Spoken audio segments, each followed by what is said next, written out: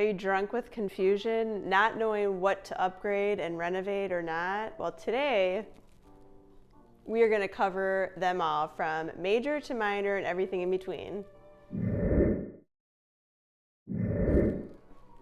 Well, when you're going to get your checkbook out, you're probably going to need some vino. Super real. Okay, obviously kitchens and bathrooms are the top two areas where you're going to get the highest rate of return. So I would definitely focus on that. As we walk through this model kitchen here, I like to point out certain things that I definitely advise my clients if there's the budget. So if I had to start to, I'd say start in the kitchen because that's the focal point. You know, when you see a kitchen that has the lower cabinets and then you walk into a home with the high cabinets, I would say these are about 42 inch or so with the caps on top. It makes such a visual difference. It makes the home look bigger and brighter. And of course, not to mention more space, right? And quality cabinetry, I would say don't skimp on the quality of the cabinetry. Of course, we always love the soft close. Appliances matter. Most people do like the stainless, of course. You know, and hardware, you know, when you're picking out hardware, I would say in general, when you're thinking about upgrading your kitchen, think about resale, because right now the average homeowner lives in their property about 7 years, they say. So it's definitely worth the investment. You'll get the highest rate of return. Countertops matter. We love quartz. We like the light colors. I know they're doing all kinds of different colors and artistic things. Backsplash. We love a good backsplash. So, you know, I'm happy to talk to anybody that has questions about, you know, what they should and shouldn't upgrade, kitchen or otherwise. I tend to have a pretty good eye. You know, God knows I've seen a lot of properties, so I'm happy to help any way I can. Smaller master. This one's definitely smaller. They do have the dual sinks here. Again, I would stick with a similar theme as the kitchen. I wouldn't go, especially if you are in a small, I wouldn't go overkill on like the variety of colors. Generally, I would say like one paint color. I think that makes a difference.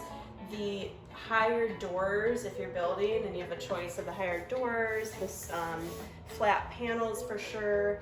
Definitely, this is a different kind of tile they're doing, like the longer tile, but certainly the bigger tiles would be recommended. Of course, granites and quartz countertops. A lot of people love the glass shower doors, and if you can leave room for, depends on your market, but if you can do a steam shower, do that. I would highly recommend that if you're especially in the luxury market, or leave room for it in terms of plumbing and venting. And I would say that's about it. Definitely going to get a high return on your, especially master bath, but definitely all the baths. So I would say in order would be master bath, and then you can do a little less, I think, on the guest another half bathroom. So I would splurge a little for sure on the master bath. So for the third category, in order of priority, I would say everything else would be tertiary. Because kitchens, baths, now I would say if you have space to add a lanai, absolutely do it, because everybody wants to come to Florida, and part of the Florida lifestyle is having a lanai. So if you didn't have a pool here, for example, you would want to add a screen right where I'm standing. And of course the pool is an awesome upgrade because it's literally August and it is 1,000 degrees. So fans, any built-ins like recessed lighting are always great. And if you can, when you have a tile floor out here, if you have an outdoor, very similar style, if not the same tile, to carry it all the way out to the lanai, you'd be amazed at the visual that it gives you. It's like the indoor-outdoor living. It's an extension of your living space. Another really important thing are windows and sliders, especially if you are on a barrier island. The impact windows and sliders are huge improvements. It's something to consider if you've got the wallet, right, the bank account, not only for hurricanes, but for energy efficiency. It'll lower your electric bill, so overall a really good idea. As we kind of walk around here too, you know, window treatments are great. It kind of just gives you that finishing touch. I love seeing window treatments that go really high above the window, so it gives you that height and it gives you that visual appeal to me. And lighting, okay, lighting is huge.